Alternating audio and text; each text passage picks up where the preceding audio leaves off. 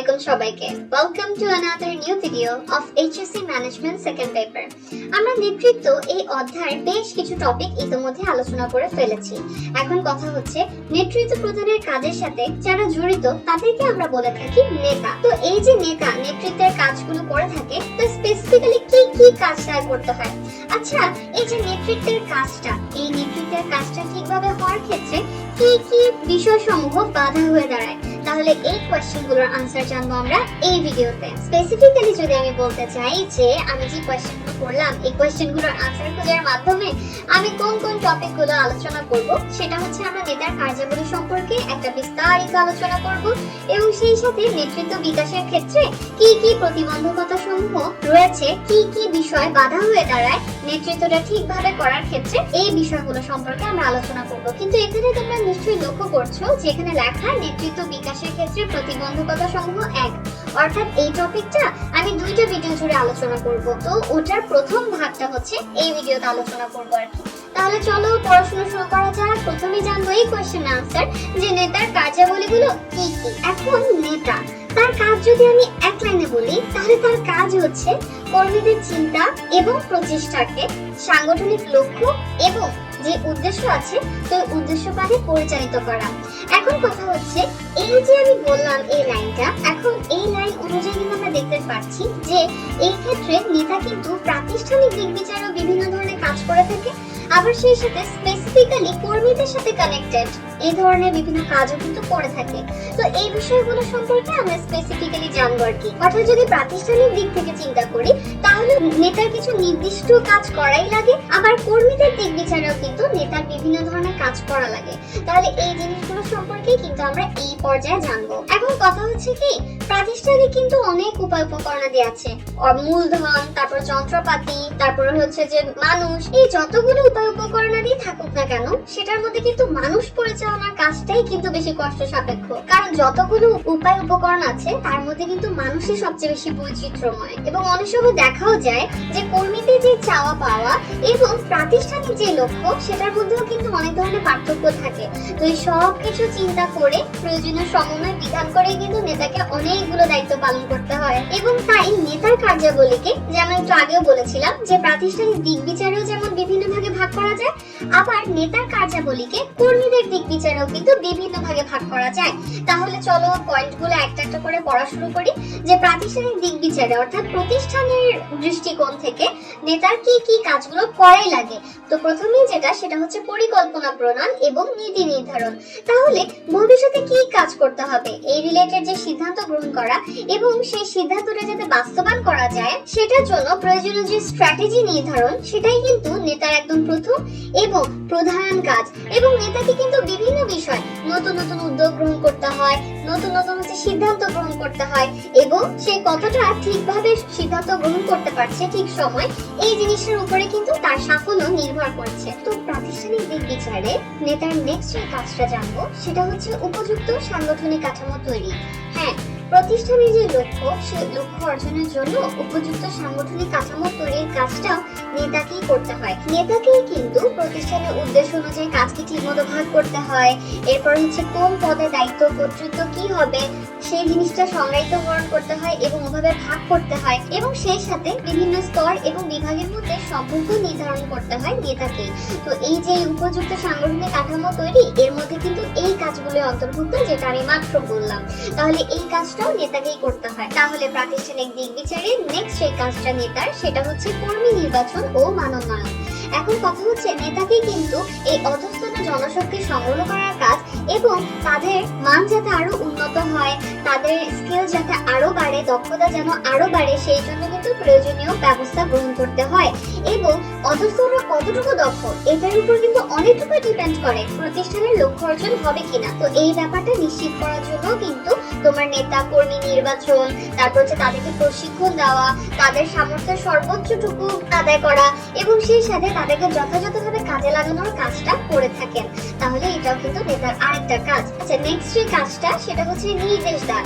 এখন কথা হচ্ছে ঠিক সময়ে ঠিক নির্দেশ দান করা, এই কাজটাও না নেতারই করার দরকার পড়ে। এবং যে পরিকল্পনাটা বাস্তবায়নের জন্য কাজ করা হচ্ছে সেই সম্পর্কে কিন্তু ভালোভাবে নির্দেশ প্রদান করতে হয় তাকে, ওই নির্দেশনা অনুযায়ী কাজগুলো পরিচালনা করতে হয় এবং এই কাজগুলোকে কিন্তু একটা ফলো আপের মধ্যে রাখতে হয়। তাহলে এই কাজটাও কিন্তু নেতার কাজের মধ্যেই অন্তর্ভুক্ত। নেক্সট যে কাজটা প্রাতিষ্ঠানিক দিক বিচারে নেতার, তো সেটা হচ্ছে কার্যকর তত্ত্বাবধান ও সমন্বয় সাধন। এটা হচ্ছে কি, এখন কর্মীদের কাছ থেকে কাজ আদায় যদি করতে হয় শুধুমাত্র নির্দেশ দিলেই কিন্তু তখন হবে না। যেমন কোন একজন নেতা তিনি শুধুমাত্র নির্দেশ দিলেন কর্মীদের যে আচ্ছা আমাদের এই কাজটা করতে হবে, এই কাজটা করে ফেলো, শেষ। এরপরে হচ্ছে কাজটা ঠিক মতো হচ্ছে কিনা, কোনো সমস্যার মুখোমুখি হচ্ছে কিনা কর্মীরা, এই ব্যাপারে নেতার কোনোই হচ্ছে মাথা ব্যথা নেই। তাহলে এটা হলে কিন্তু হবে না। নির্দেশ অনুযায়ী কিন্তু কর্মীরা কাজ করছে কিনা ঠিক মতো কিন্তু তত্ত্বাবধান করতে হবে এবং যদি কাজ ঠিক মতো না হয় প্রয়োজনীয় ব্যবস্থা কিন্তু গ্রহণ করতে হবে। এবং এভাবে এই যে কার্যকর তত্ত্বাবধান এটাও কিন্তু নেতার কার্যাবলীর অন্তর্ভুক্ত।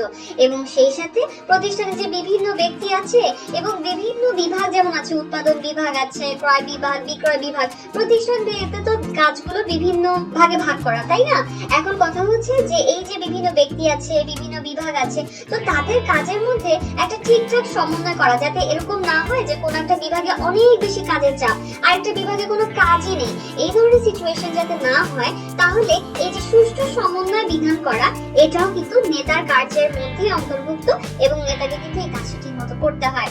আর প্রাতিষ্ঠানিক দিক বিচারে লাস্ট যে কাজটা সম্পর্কে আমরা করবো নেতার, সেটা হচ্ছে নিয়ন্ত্রণ। এখন নেতার কিন্তু এটা আরো একটা গুরুত্বপূর্ণ কাজ যে ঠিকঠাক মতো নিয়ন্ত্রণের কাজটা সম্পাদন করা। এটা বলতে কি বোঝায়, যেমন কাজ পরিকল্পনা অনুযায়ী সম্পাদিত হচ্ছে কিনা সেটা দেখা এবং যদি না হয় তাহলে ওই ক্ষেত্রে প্রয়োজনীয় নিয়ন্ত্রণমূলক ব্যবস্থা গ্রহণ করা, যে কেন এটা হচ্ছে না, তারপরে হচ্ছে যে কি প্রবলেম আছে, এটা কিভাবে সলভ করা যায়, যে পরিকল্পনা অনুযায়ী কতটুকু কাজ হয়েছে কিংবা হয়নি, বা অন্যান্য যে নিয়ন্ত্রণ রিলেটেড কাজগুলো আছে সেগুলো কিন্তু তোমার নেতার করার দরকার পড়ে। এই ক্ষেত্রে কিন্তু দেখতে হয় যে আমার পরিকল্পনা অনুযায়ী কতটুকু মিলেনি টোটাল আউটপুটটা বা ফলাফলটা, কেন পরিকল্পনাটা অর্জন করা হয়নি এবং পরবর্তীতে এটা সংশোধন কিভাবে করা যায়, এই অনুযায়ী কাজ কিন্তু বা ব্যবস্থা কিন্তু গ্রহণ করতে হয় নেতাকে। এবং প্রয়োজনে কিন্তু সাহসিকতার সাথে এবং সেই সাথে তার জ্ঞান, দক্ষতা, বুদ্ধিমত্তা এগুলোর সাথে কিন্তু যথাযথ নিয়ন্ত্রণমূলক ব্যবস্থা আরোপ করার প্রয়োজন কিন্তু পড়ে।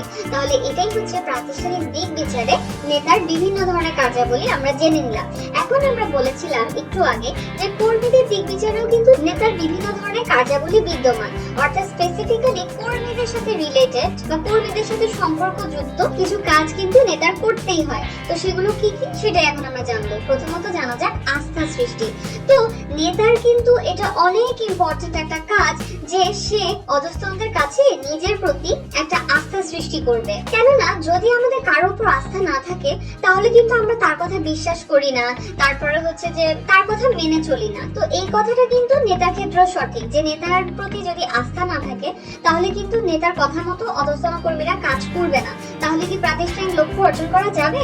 যাবে না তো। আবার এটার অপোজিট চিত্রটাও কিন্তু সত্য, যে নেতার প্রতি যদি আস্থা থাকে তাহলে কিন্তু অধস্তনরা যে কোনো ত্যাগ স্বীকারেও আগ্রহী থাকে এবং সেই সাথে নেতা তাদেরকে যেভাবে দিক নির্দেশনা দিয়ে থাকে তারা কিন্তু ওইভাবেই কাজ করে। তো এভাবেই কিন্তু শৃঙ্খলার সাথে তখন লক্ষ্য অর্জন করা পসিবল হয়। তাহলে এই জন্য আস্থা সৃষ্টি এটাও কিন্তু নেতার একটা গুরুত্বপূর্ণ কাজ। নেক্সট যে কাজটা সেটা হচ্ছে দলগত প্রচেষ্টার উন্নয়ন। এখন সাংগঠনিক কাজ কিন্তু দলবদ্ধ কাজের উপর ডিপেন্ডেন্ট, অর্থাৎ এখানে কিন্তু দেখা যায় কি যে সবাই মিলে কাজ করে একটা লক্ষ্য অর্জনের জন্য, তাই না? তো এই ক্ষেত্রে কিন্তু নেতার একটা কাজ থাকে যে প্রতিষ্ঠানের এই দলবদ্ধ প্রচেষ্টা জোরদার করেন, সবাই মিলে কাজ করে এবং সবাই মিলে কাজ করার মাধ্যমে যে লক্ষ্যটার জন্য তারা কাজ করছে সেটা অর্জন করার চেষ্টা করে। এখন এরকম যদি সিচুয়েশন হয় যে নেতা সব কাজ একাই করছেন, কর্মীরা কোনো কাজই করছে না, তাহলে কি কোনোদিন লক্ষ্য অর্জন করা হবে না? কিন্তু এই জন্য দলগত প্রচেষ্টার উন্নয়ন করা, সবাই যাতে একসাথে কাজ করে লক্ষ্যটা অর্জন করার জন্য, সেই বিষয়টা সেটা নিশ্চিত করার দায়িত্বও কিন্তু থাকে বা সেটা নিশ্চিত করার কাজটাও কিন্তু করে থাকেন নেতা। এবং লাস্ট যে কাজটা করব কর্মীদের দিক বিচারে সেটা হচ্ছে কর্মীদের মনোবল উন্নয়ন। এখন কোন একটা কাজে যদি কর্মীদের মন না বসে বা আগ্রহ না থাকে তাহলে কিন্তু তারা সেই কাজটা করতে চাবে না বা ঠিক মতো করতে চাবে না। তো এই যে কর্মীদের মনোবল উন্নয়ন, এটাও কিন্তু নেতা একটা ইম্পর্টেন্ট কাজ। এর মাধ্যমে কর্মীরা যাতে স্বতঃস্ফূর্তভাবে কাজ করে, নেতা হচ্ছে সেই বিষয়টা নিশ্চিত করার জন্য প্রচেষ্টা চালান, এবং এর জন্য কিন্তু বিভিন্ন ধরনের আর্থিক এবং অনার্থিক বিভিন্ন ধরনের প্রণোদনাও কিন্তু প্রদান করা হয়ে থাকে প্রয়োজনে, এবং কার্যকর তত্ত্বাবধান করার মাধ্যমে এবং সেই সাথে তাদের সাথে ঠিকমতো যোগাযোগ রক্ষা করার মাধ্যমে যে তাদের কোনো প্রবলেম আছে কিনা, প্রবলেমটা কিভাবে সলভ করা যায়, এই বিভিন্ন বিষয় সম্পর্কে যোগাযোগের মাধ্যমেই কিন্তু নেতা চেষ্টা করেন বা নেতা এই দায়িত্বটা পালন করে যে কর্মীদের মনোবলের যাতে উন্নয়ন ঘটে এবং তারা যাতে ঠিকভাবে কাজ করতে পারে। এখন একটা টপিক তোমরা জেনে নিলাম যে নেতার কার্যাবলীগুলো কি কি। এখন আমরা জানবো যে নেতৃত্ব বিকাশের ক্ষেত্রে বা নেতৃত্বটা ঠিকমতো হওয়ার ক্ষেত্রে কি কি বিষয় বাধার সৃষ্টি করে। তো এই জিনিসটা কিন্তু আমাদেরকে স্বীকার করতেই হবে যে আমাদের মধ্য থেকে কিন্তু কেউ একজন নেতার আসন কিন্তু লাভ করে থাকে। তো এই জিনিসটা কিন্তু খুবই স্বাভাবিক যে হ্যাঁ, নেতাও বিভিন্ন ক্ষেত্রে কিন্তু বাধা পেতে পারেন তার নেতৃত্ব বিকাশের ক্ষেত্রে বা নেতৃত্বের কাজগুলো ঠিকমতো পালন করার ক্ষেত্রে। তাহলে বিভিন্ন দিক বিচারে কিন্তু আমরা নেতৃত্ব বিকাশের ক্ষেত্রে বেশ কিছু প্রতিবন্ধকতা দেখতে পাই। নেতার নিজস্ব কিছু সমস্যা হতে পারে, আবার সেই সাথে নেতার যারা অনুসারী থাকে বা অধস্তন জনশক্তি থাকে তাদেরও বিভিন্ন ধরনের সমস্যা হতে পারে। আবার ইয়াস, যে প্রতিষ্ঠানে নেতা কাজ করছে তার অনুসারীদেরকে নিয়ে সেখানকার কিছু সমস্যাও কিন্তু এই নেতৃত্ব বিকাশের ক্ষেত্রে প্রতিবন্ধকতা হিসেবে প্রকাশ পেতে পারে। তাহলে এই ভিডিওতে আমরা জানবো যে নেতার নিজস্ব কি কি প্রবলেমের কারণে তার নেতৃত্ব বিকাশের ক্ষেত্রে বাধার সম্মুখীন হতে হয় বা তার নেতৃত্ব পদ্ধতিটা বেস্ট হয়ে ওঠে না। তাহলে নেতার নিজস্ব সমস্যা এটা বলেটা কাকে? এটা মানে বোঝাই যায় যে নেতার নিজের অদক্ষতা, নিজের অযোগ্যতা অথবা নিজের অভিজ্ঞতা না থাকা ইত্যাদি বিভিন্ন কারণে যে প্রবলেমগুলো তৈরি হয়, এটাই হচ্ছে যে তোমার নেতার নিজস্ব সমস্যা। তাহলে সমস্যাগুলো কি কি? নেতৃত্বের অদক্ষতা, সেটা হচ্ছে এখানে একটা ইনফরমেশন দিয়ে রাখি যে বিশিষ্ট লেখক কিথ ডেভিস তিনি কিন্তু একজন নেতার জন্য কম বেশি 3 ধরনের দক্ষতার প্রয়োজনের কথা বলেছেন। অর্থাৎ তার মতে একজন নেতার কমপক্ষে 3 ধরনের দক্ষতা প্রয়োজন। একটা হচ্ছে কারিগরি দক্ষতা, টেকনিক্যাল স্কিলস, একটা হচ্ছে মানব সম্পর্ক বিষয়ক দক্ষতা, হিউম্যান স্কিলস, এবং ধারণাগত দক্ষতা, কনসেপচুয়াল স্কিল। তো নেতার যদি এই 3 ধরনের দক্ষতার কোনো একটি না থাকে তাহলেও কিন্তু দেখা যায় যে এই অদক্ষতার কারণে সে নেতৃত্ব ঠিকমতো দিতে পারে না। অর্থাৎ তার নেতৃত্ব প্রদানের ক্ষেত্রে যে সকল টেকনিক্যাল স্কিলস দরকার, যে সকল মানব সম্পর্ক বিষয়ক দক্ষতা দরকার, যে সকল ধারণাগত দক্ষতা থাকা দরকার, সেগুলো যখন তার মধ্যে থাকে না তখন এই অদক্ষতার কারণেই দেখা যায় সে ঠিকমতো নেতৃত্ব প্রদান করতে পারে না। নেক্সট যে সমস্যাটা সেটা হচ্ছে অহমিকা বোধ, মানে অহংকার আর কি। যে নেতৃত্ব প্রদানের কাজে যারা ন্যস্ত থাকে তাদের কিন্তু কিছু কর্তৃত্ব থাকে। তো এই যে তাদের পদমর্যাদার কারণে, তারপর তাদের ক্ষমতা বেশি থাকার কারণে, কর্তৃত্ব বেশি থাকার কারণে কিন্তু অনেক সময় তারা অহংকারী হয়ে ওঠে, এবং ওই সময় দেখা যায় কি যারা অধস্তন আছে তাদের কথা তারা শুনতে চায় না, এবং এই অহংকারের ফলে কিন্তু যিনি নেতা আছেন তিনি তার অধস্তন যারা আছে তাদেরকে অবজ্ঞা করে থাকেন অনেক সময়, এবং তিনি যে ঠিক ভাবেন তিনি ওই সিদ্ধান্তই গ্রহণ করেন। এই ক্ষেত্রে অধস্তনদের মতামত তিনি গ্রহণ করতে চান না। তো এর ফলে কিন্তু দেখা যায় কি যে অধস্তনের শ্রদ্ধা যেমন নেতার প্রতি কমে যায়, সেই সাথে কিন্তু আনুগত্য হ্রাস পায়, এবং অবশ্যই এর ফলে কিন্তু নেতৃত্ব বিকাশ বাধাগ্রস্ত হবেই। কারণ অধস্তনরা যদি কথা না শুনে বা অধস্তনরা যদি ঠিকমতো কাজ না করে তাহলে কিন্তু আলটিমেটলি প্রতিষ্ঠানের লক্ষ্যটা অর্জন করা যাবে না, বা যেই লক্ষ্য অর্জনের জন্য নেতা নেতৃত্ব দান করছে সেই লক্ষ্যটাই অর্জন করা হবে না। নেক্সট যে সমস্যাটা সেটা হচ্ছে ক্ষমতা প্রদর্শনের মনোভাব। তো নেতার মনে কিন্তু এই ধরনের একটা মেন্টালিটি কাজ করে যে তার যে ক্ষমতা আছে তিনি সেটা প্রদর্শন করবে। তো এর ফলে দেখা যায় কি প্রয়োজনীয় অতিরিক্ত নির্দেশ দান করেন, তারপরে হচ্ছে যে অধস্তনদের কাজে অযথাই হস্তক্ষেপ করেন তিনি, এবং তাদেরকে অনেক সময় ভয় দেখান। তো এই জিনিসগুলো যখন মাত্রাতিরিক্ত পর্যায়ে পৌঁছে যায় তখন কিন্তু অধস্তনদের মনোবলে কিন্তু বিরূপ প্রতিক্রিয়া পড়ে, এবং এর ফলে কিন্তু তারা নেতার প্রতি শ্রদ্ধা হারায়, এবং প্রতিষ্ঠানে একটা বিশৃঙ্খলা দেখা দেওয়া কিন্তু এই ক্ষেত্রে খুবই স্বাভাবিক। তো এই জন্য এই যে ক্ষমতা প্রদর্শনের মনোভাব, এই সমস্যার কারণে কিন্তু অধস্তনদের ঊর্ধ্বতনের প্রতি সম্মান কমে যায় এবং তাদের মনোবলও হ্রাস পায়, এবং তারা তখন আগ্রহ নিয়ে কাজ করতে চায় না। তো এই জন্য দেখা যায় কি তখন লক্ষ্য অর্জনটাও কঠিন হয়ে পড়ে। নেক্সট যে সমস্যা সেটা হচ্ছে দায় এড়ানোর প্রবণতা। এখন নেতার যদি এই ধরনের মেন্টালিটি থাকে যে তার যে দায়িত্বগুলো আছে তিনি সেই দায়িত্বগুলো এড়ানোর চেষ্টায় থাকেন এবং তিনি কর্ম কর্মবিমুখ হন, তখন কিন্তু এটা কোনোদিনই পসিবল হবে না যে অধস্তনদের কাছ থেকে ঠিকমতো কাজ আদায়ের মাধ্যমে লক্ষ্য অর্জন করা। তার কিন্তু কিছু দায়িত্বও থাকে নেতার। আর অনেক সময় নেতা কি করেন, তিনি তার দায়কে অধস্তনদের উপর চাপিয়ে দেওয়ার ট্রাই করেন, এবং এর ফলে কি হয় যে অধস্তনরা কিন্তু তখন নেতাকে সম্মানের চোখে দেখে না। তো এই যে দায় এড়ানোর প্রবণতার মাধ্যমে সে ঝুঁকিটা এড়াতে চাচ্ছে, তো এর ফলে কিন্তু নেতার পক্ষে পসিবল হয় না কার্যকর নেতৃত্ব প্রদান করা। কারণ আমরা কিন্তু জেনেছিলাম আদর্শ নেতার গুণাবলীর একটা ছিল যে তার কিন্তু ঝুঁকি গ্রহণ করতে হয় প্রয়োজনে। তো সে যদি তার দায় এড়ানোর চেষ্টায় থাকে, তখন কিন্তু দেখা যায় প্রতিষ্ঠানের কাজগুলো ঠিকমতো হয়ই না। নেক্সট হচ্ছে অতি আবেগ।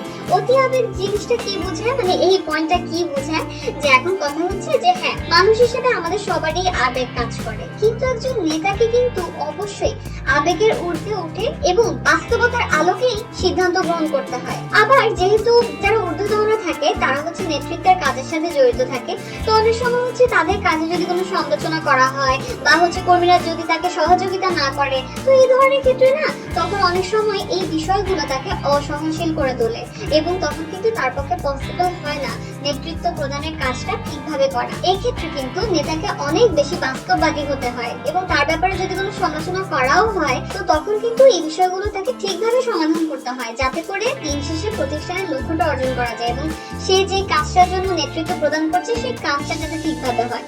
আর নেক্সট যেটা পড়বো, নেতার নিজস্ব সমস্যার মধ্যে যেটা অন্তর্ভুক্ত, সেটা নিরপেক্ষ মনোভাব সংরক্ষণে ব্যর্থতা। এটা একজন নেতাকে কিন্তু সবসময় নিউট্রাল থাকতে হবে, নিরপেক্ষ মানসিকতার হতে হবে কিন্তু। এবং এই ক্ষেত্রে যদি নেতা নিউট্রাল না হয়ে বা সকলের প্রতি সমান আচরণ না করে, তখন কিন্তু সে কোনোদিনই পারবে না কার্যকর নেতৃত্ব প্রদান করতে, এবং তিনি সুবিচারও প্রতিষ্ঠা করতে পারবেন না। তো এর ফলে কিন্তু যোগ্য নেতৃত্ব প্রতিষ্ঠায় এটা প্রতিবন্ধকতা সৃষ্টি করবে, বাধার সৃষ্টি করবে।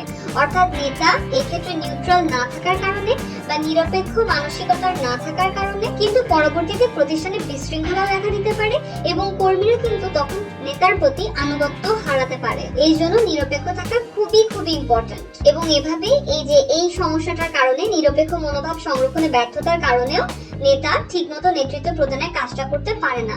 তাহলে এই ভিডিওতে তো আমরা নেতার নিজস্ব সমস্যা, এই প্রবলেমগুলো পড়েছি, যেগুলো এই প্রবলেমগুলো যে নেতৃত্ব বিকাশের ক্ষেত্রে বাধা হয়ে দাঁড়ায়, বা নেতৃত্বটাকে ঠিকমতো ডেভেলপ হতে দেয় না, নেতৃত্ব কাজটাকে ঠিকমতো হতে দেয় না, বা নেতৃত্ব কাজটাকে সাকসেসফুল হতে বাধাগ্রস্ত করে। নেক্সট ভিডিওতে আমরা এই দ্বিতীয় পার্টটা পড়বো, যেখানে আমরা জানবো অধস্তন জনশক্তির কি কি সমস্যার কারণে নেতৃত্ব বিকাশের ক্ষেত্রে বাধার সৃষ্টি হয়ে থাকে, এবং প্রাতিষ্ঠানিক কি কি সমস্যার কারণেও নেতৃত্ব বিকাশ বাধাগ্রস্ত হয়ে থাকে।